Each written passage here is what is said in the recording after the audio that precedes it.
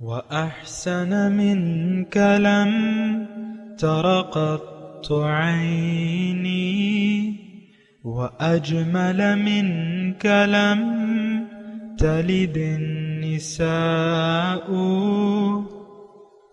خلقت مبرأ من كل عيب خلقت مبرأ من كل عيب كأنك قد خلقت كما تشاء. كتاب أنزلناه إليك مبارك ليدبروا آياته وليتذكر أولو الألباب.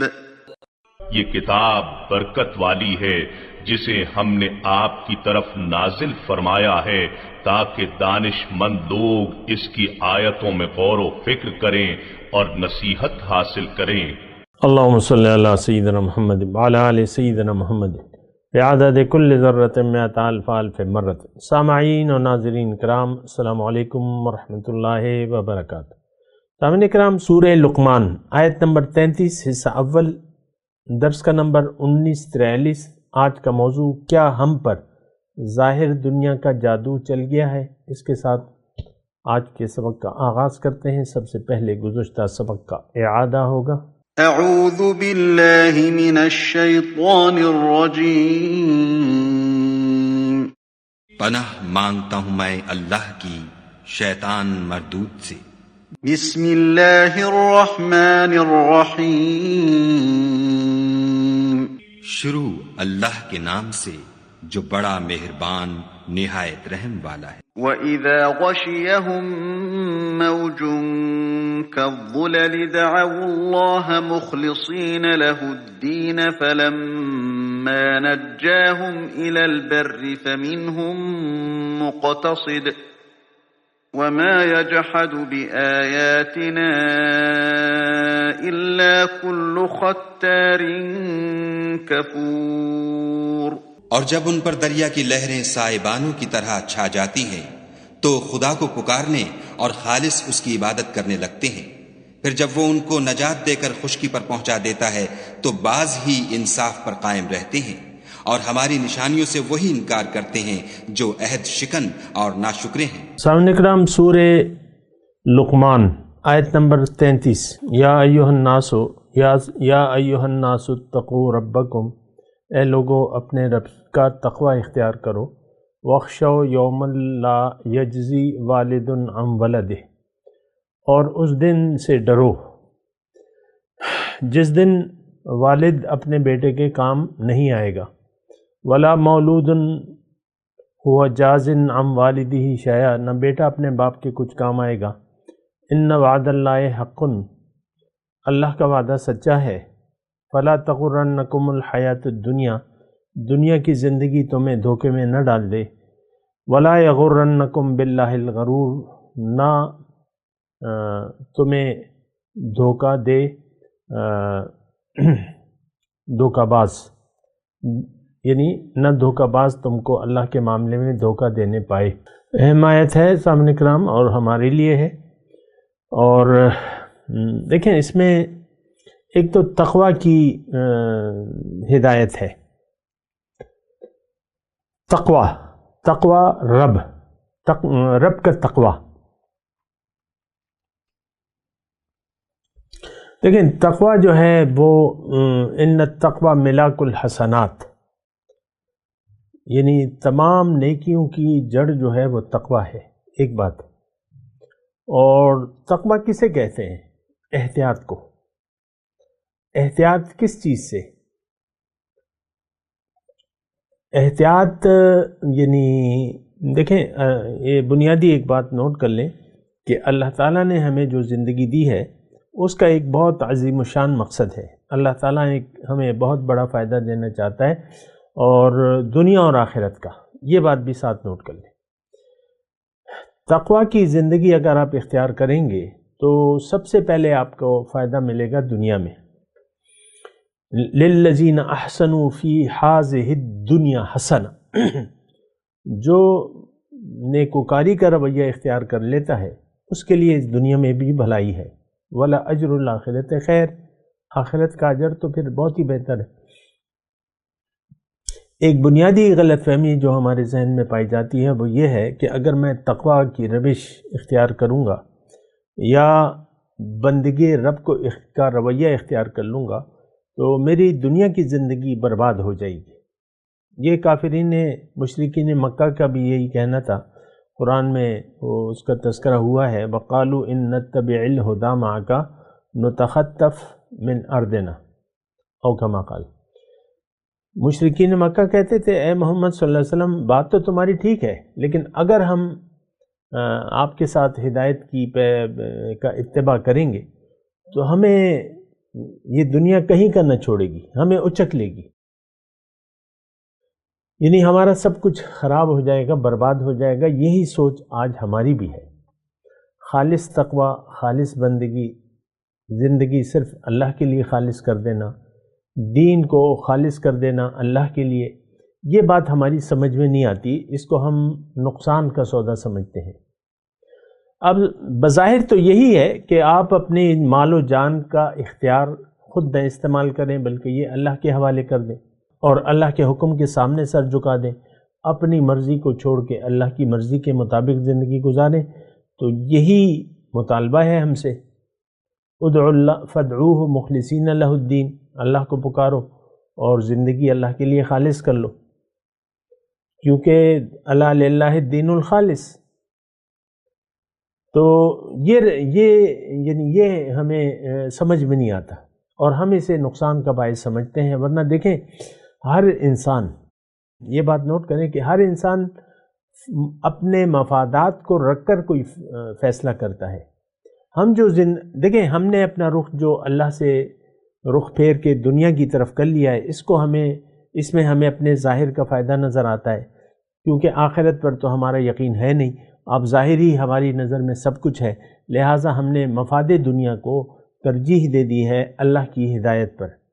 اللہ کی ہدایت قرآن اور سنت رسول، اس کو ہم نے فراموش کر دیا ہے، اس کی آج ہماری نظر میں کوئی اہمیت نہیں ہے۔ آپ کو پتہ ہے کہ قرآن کو ہم نے ترک کر دیا ہے، قرآن کو ہم نے چھوڑ دیا ہے۔ قرآن آج ہمارے لیے کتاب ہدایت نہیں ہے، یہ محض کتاب تلاوت، ناظرہ اور حفظ تک محدود کر دی ہے، یا زیادہ سے زیادہ حسن قرأت کی آپ محفلیں کر لیتے ہیں، مختلف طریقوں سے لہجوں کو بدل کے اور طریقوں کو بدل کے آپ عوام کو پیش کرتے ہیں، یعنی ظاہر اس کا رسم جو ہے رہ گیا ہے، قرآن کا صرف رسم رہ گیا ہے۔ اور وہ حدیث بھی یاد کر لیں اس موقع پہ کہ لوگوں پر ایک زمانہ ایسا آئے گا کہ اسلام کا صرف نام رہ جائے گا اور قرآن کا صرف رسم الخط رہ جائے گا، مساجدیں آباد ہوں گی لیکن ہدایت سے خالی ہوں گی، اور آسمان کی چھت کے تلے شریر ترین مخلوق اس دور کے علماء ہوں گے، فتنہ ان میں سے اٹھے گا اور انہی میں واپس لوٹے گا۔ آپ عام طور پہ دیکھ لیں دین ہمیں بیان نہیں ہو رہا، دین کی حقیقت ہمیں بیان نہیں ہو رہی، اللہ کی توحید کی وضاحت نہیں ہو رہی، شرک کی وضاحت نہیں ہو رہی، تو بات تو ختم ہوگی۔ تقویٰ کیا چیز ہے ہمیں نہیں معلوم۔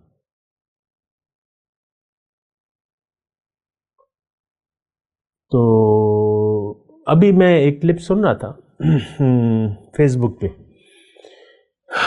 کہ وہ اینکر جو تھا اس نے پوچھا، یعنی یہ ایک سروے کر رہا تھا وہ کہ دین کے بارے میں، ایک داڑھی والا یعنی جوان تھا، داڑھی والا، یوں لگتا تھا کہ اسے سب کچھ آتا ہے۔ اس سے پوچھا گیا کہ تم 5 مشہور صحابہ کرام کے نام لے دو، وہ نہیں لے سکا، آتے ہی نہیں تھا اسے۔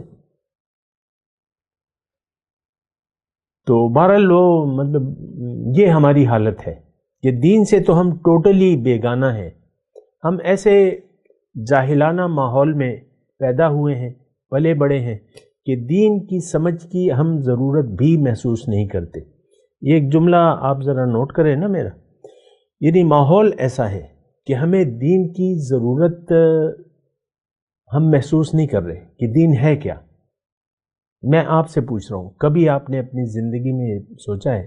دیکھیں اس وقت تو آپ میرے سامنے نہیں ہیں نا، اور میں تو بس ایک سوال پوچھ رہا ہوں، تو مطلب یہ ہے کہ اس کا مطلب آپ ہچکچائیں نہیں، اپنے آپ سے پوچھیں، سر نیچا کر کے سوچیں ذرا، کبھی آپ نے دین کی حقیقت کے بارے میں سوچا ہے کہ دین اصل میں کیا ہے، کیوں ہے، کیا ہے اور کیوں ہے؟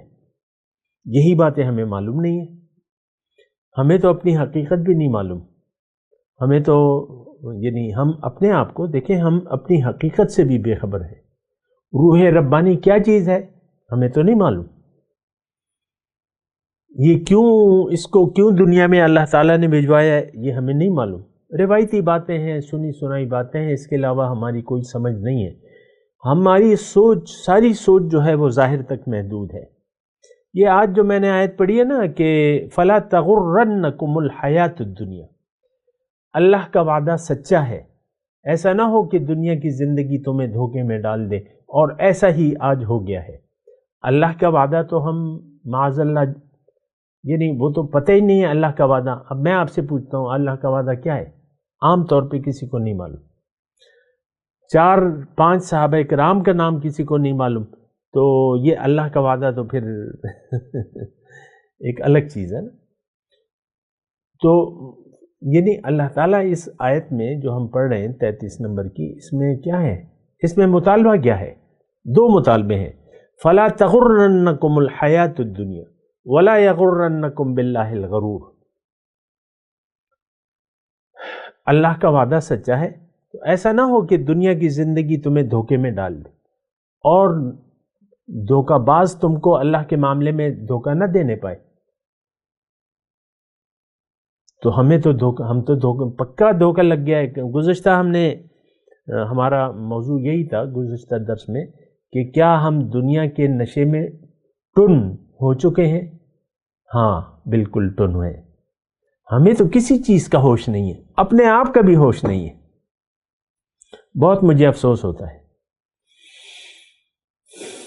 بہت دکھ ہوتا ہے، بہت افسوس کہ اپنی حقیقت سے بھی ہم آگاہ نہیں ہیں کہ بھئی میں حقیقت کیا ہے. آپ دیکھ لیں عام طور پہ خاتون خانہ دیکھ لیں اپنے ذہن کو، اور اس کا میاں دیکھ لیں، دنیا ہی کی فکر میں ہم زندگی گزار رہے ہیں. خاتون خانہ کی بس وہی شوہر کے گرد زندگی گھومتی پھرتی ہے، شوہر کے رویوں کو نوٹ کرتی رہتی ہے، اس کی باتوں کو نوٹ کرتی ہے، باقی لوگوں سے اچھا مل لے گی، اور شوہر کے ساتھ جو ہے وہ بدمزاجی آ جائے گی، کیونکہ مطلب یہ ہے کہ وہ اس کی تو بہت سی توقعات ہیں. اسی طرح جو اس کا میاں ہے وہ دنیا ہی کی فکر میں ہے، وہ اپنی فکر میں گم ہے.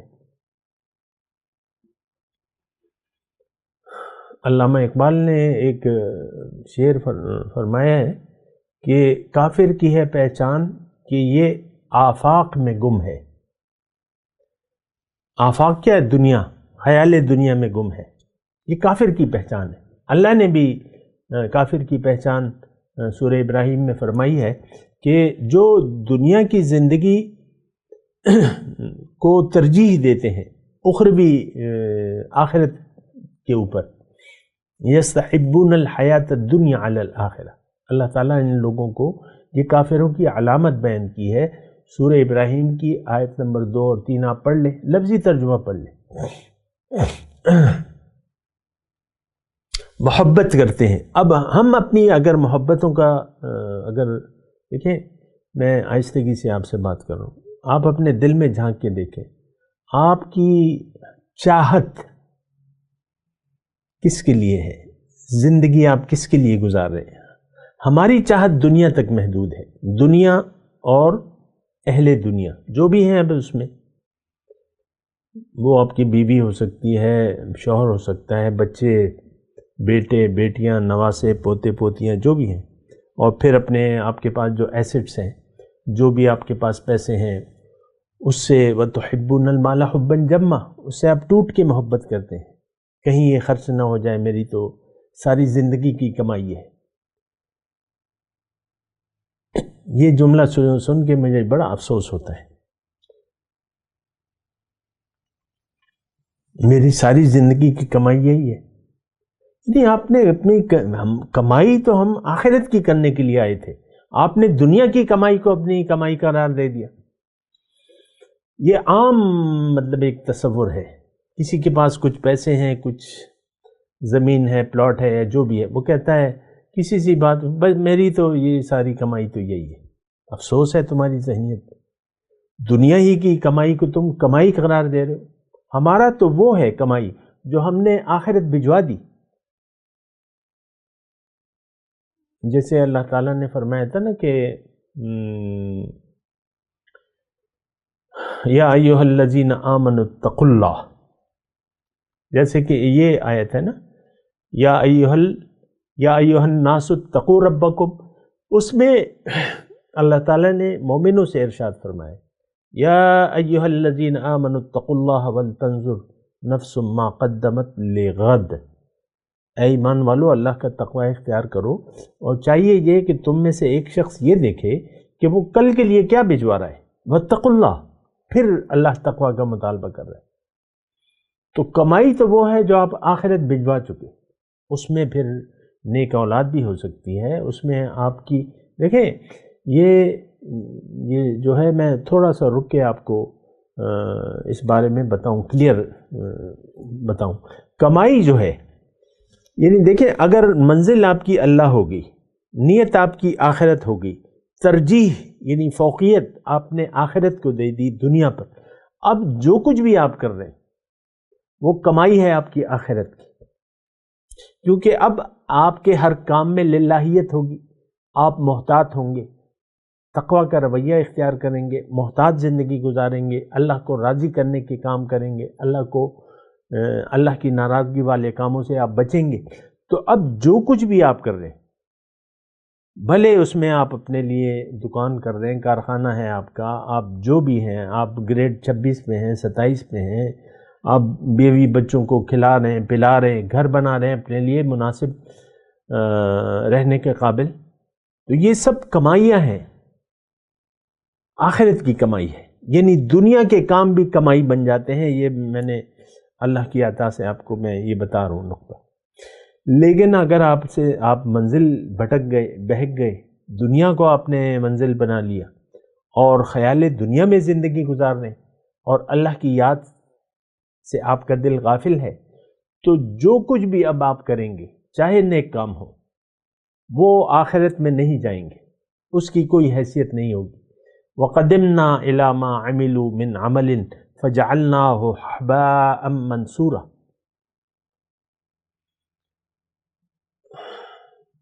فَجَعَلْنَاهُ حَبَاءً مَبْثُورًا ہے کہ او کما قال، ایسی آیت ہے، اور ترجمہ اس کا یہ ہے کہ ایسے لوگ جب قیامت کے دن آئیں گے، نیکیوں کے پہاڑ ہوں گے ان کے پاس، لیکن میں اس کو اڑتی ہوئی خاک بنا دوں گا، اڑتی ہوئی دھول بنا دوں گا، ان کو کوئی کام نہیں آئی۔ آج ہم بغیر کسی مقصد کے دنیا کو فوقیت دے کے جو نیک کام کر رہے ہیں، یہ کلمہ، نماز، روزہ، یہ سب کچھ فضول ہے، نیت ہی نہیں ہے آپ کی تو نیت ہی خراب ہو گئی ہے۔ انما الاعمال بالنیات ہے، آپ تو دنیا کے لیے زندگی گزارنے، دنیا کی فوقیت ہے، آپ تو کافرانہ روش اپنا لی ہے آپ نے آخرت پر دنیا کو ترجیح دے دی ہے۔ بہرحال میں اپنے مضمون کی طرف آتا ہوں۔ یا ایھا الناس اتقوا ربکم، اے لوگو اللہ کا تقوی اختیار کرو۔ تقوی کی میں بات کر رہا تھا کہ دیکھیں تقوی کیا چیز ہے۔ میں نے آپ کو کہا تھا کہ اللہ تعالی ہمیں جو عظیم الشان مرتبہ دینا چاہتا ہے، یعنی مختصر طور پہ اگر میں کہوں کہ اللہ تعالیٰ نے آپ کو دنیا میں اس لیے بھجوایا ہے کہ آپ خلیفۃ اللہ بن جائیں، اللہ کے نائب بن جائیں، پھر آپ کو وہ تمام فوائد حاصل ہوں گے جو اللہ تعالیٰ نے آپ کے لیے یعنی مقرر کر رکھے ہیں۔ اب جب آپ خلیفۃ اللہ بنیں گے کیسے، یہ بھی تو آپ کو میں بتا چکا ہوں کہ ہر انسان میں اہلیت ہوتی ہے خلیفۃ اللہ بننے کی۔ اب اس کے لیے شرائط کیا ہیں، تقاضے کیا ہیں؟ تو اس کے لیے سب سے پہلے تو ایمان ہے، یقین پہلے اپنے اوپر کریں، اپنی حقیقت پر یقین کر لیں، پھر اپنی منزل پر اللہ یقین کر لیں کہ میری منزل تو اللہ ہے، زندگی کو اللہ کے لیے خاص کر دیں، اور اب احتیاط سے زندگی گزاریں۔ یعنی آپ کی کامیابی، یہ جملہ میں آپ کو عطا کر رہا ہوں، یہ ذرا غور سے سنیں کہ آپ زندگی اگر اپنی مرضی سے گزاریں گے تو آپ ناکام ہوں گے، اگر آپ نے اللہ کو ناراض کر دیا تو پھر بھی آپ ناکام ہوں گے۔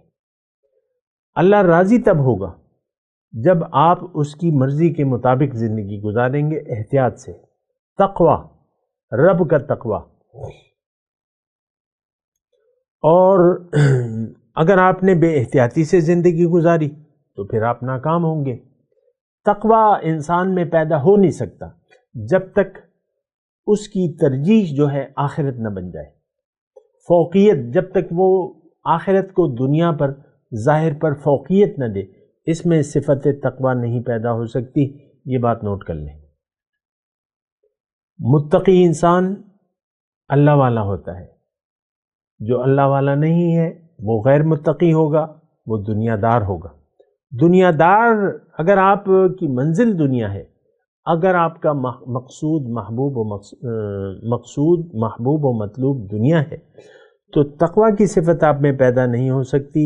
آپ اسے کوہ گراں سمجھیں گے، بہت پہاڑ لگے گی آپ کو نیکی کرنا، آپ قربانی نہیں دے سکیں گے مال و جان کی۔ آپ دنیا کے لیے، آپ تو دنیا کے بندے ہیں، دنیا کے لیے زندگی گزاریں گے، آپ کی فوقیت اب دنیا ہے۔ دیکھیں یہ بہت اہم بات ہے، اگر آپ طالب دنیا ہیں اور طالب مولا نہیں ہے، ایک تو یہ ہے کہ آپ اب بھول جائیں آخرت کو اپنی، یہ نقصان دنیا اور آخرت کے نقصان کا آپ نے سودا کر لیا، خسرت دنیا والآخرہ۔ لیکن اگر آپ نے ترجیح دے دی آخرت، یعنی آخرت کو ترجیح دے دی دنیا پر، اور اللہ کی کو منزل بنا لیا، اب آپ کو اللہ کی رضا کے لیے کوشش کرنی ہے، اللہ کو راضی کرنا ہے۔ اللہ راضی کب ہوگا؟ اطیعوا اللہ و اطیعوا الرسول، اللہ کی اور اس کے رسول کی اطاعت کرو۔ فَإِن تَوَلَّوْا فَإِنَّ اللَّهَ لَا يُحِبُّ الْكَافِرِينَ، اگر تم اطاعت نہ کی تم نے تو تم تو کافر ہو گئے، اللہ تو کافروں کو پسند نہیں کرتا۔ دیکھیں کافرانہ روش ہوتی ہے، حق سے انکار۔ آج کا مسلمان اس نے حق سے انکار کر لیا ہے۔ آج کے مسلمان کی منزل ظاہر ہے، دنیا ہے۔ انفرادی طور پہ بھی آپ دیکھ لیں، گھر گھر کی کہانی ہے یہ، اور اجتماعی طور پہ معاشرے کو دیکھ لیں، ہر بچے کو ہم دنیا دار بنا رہے ہیں اپنے، اللہ والے نہ ہم خود ہیں، نہ اپنی آل اولاد کو یعنی یہ بناتے ہیں اللہ والا۔ ظاہر ہے کہ ہمیں جیسا ماحول ملے گا اسی ماحول میں اپنے آپ کو ہم ڈالیں گے۔ لوگ دنیا کی طرف دوڑ رہے ہیں تو آپ بھی اس کے ساتھ آپ نے بھی دوڑ لگا دی ہے۔ حرام حلال کی تمیز ختم ہو جاتی ہے جب اللہ آپ کی منزل نہیں ہوتا، تو حرام حلال کی پھر تمیز ختم ہو جاتی ہے، یہ بات نوٹ کر لیں۔ اور جب آپ کی منزل اللہ نہیں ہے تو پھر آپ متقی نہیں بن سکتے۔ اچھا، اس آیت میں ایک بات تو تقوی کی اللہ تعالیٰ نے کی ہے، یہ میں نے اللہ کی توفیق سے اور اس کی عطا سے میں نے آپ کو بات بتائی کہ تقوی مطلب محتاط زندگی، احتیاط سے زندگی۔ دیکھیں اگر ہمیں اللہ تعالیٰ نے اختیار نہ دیا ہوتا زندگی گزارنے کا، اچھی یا بری، تو پھر تقوی کی کوئی گنجائش نہیں تھی، ہمارے سامنے تو مطلب چوائس ہی نہیں تھی دوسری۔ جیسے کہ ہر باقی مخلوقات مجبور محض ہیں، سورج جو ہے اپنی رفتار سے ایک سیکنڈ کا 1000واں حصہ بھی ادھر ادھر نہیں ہو سکتا، جو اللہ تعالیٰ نے اس کے لیے مقرر کر دی ہے۔ وَالشَّمْسُ تَجْرِي لِمُسْتَقَرٍّ لَهَا ذَلِكَ تَقْدِيرُ الْعَزِيزِ الْعَلِيمِ۔ سورج اپنی رفتار پہ جا رہا ہے، زمین اپنی رفتار سے گھوم رہی ہے، تو پھر سارے آپ جانور دیکھ لیں، جو بھی مخلوقات ہیں، تو وہ اپنی فطرت پر مجبور ہیں، نہیں ادھر نہیں ہو سکتے۔ بچھو ہے وہ ڈنک مارے گا آپ کو، تو اسی طرح باقی سارا کتا جو ہے وہ بھونکے گا، اس کی فطرت میں ہے بھونکنا۔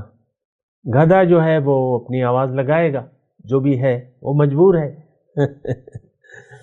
تو ہمیں دیکھیں اللہ تعالیٰ نے اختیار دیا ہوا ہے، زندگی اچھا یا برا، فَأَلْهَمَهَا فُجُورَهَا وَتَقْوَاهَا، اللہ تعالیٰ نے ہمیں بتا دیا ہے کہ اچھا کیا ہے اور برا کیا ہے، پھر اللہ تعالیٰ نے ہدایت دی ہے، وَأَتْمَمْتُ عَلَيْكُمْ نِعْمَتِي وَرَضِيتُ لَكُمُ الْإِسْلَامَ دِينًا، دین مکمل دین بھجوایا ہے اللہ تعالیٰ نے۔ لیکن اگر اللہ آپ کی منزل نہیں ہے تو یہ ساری چیزیں پھر آپ بھول جائیں۔ اب آپ عذاب آخرت سے بچ نہیں سکتے، اب دھوکے میں تو آپ آ گئے، جو کہ اللہ تعالیٰ نے اس آیت میں ہم سے منع کیا تھا، فَلَا تَغُرَّنَّكُمُ الْحَيَاةُ الدُّنْيَا۔ اور دھوکہ باز کون ہے یا غرور کون ہے؟ اس میں شیطان بھی ہے، غرور دینے والی قوتیں، اس میں معاشرہ بھی غرور میں شامل ہو سکتا ہے، آپ کا نفس بھی آپ کو دھوکہ دے سکتا ہے، اور دیا ہوا ہے اس نے، چونکہ وہ سب سے بڑا دشمن ہے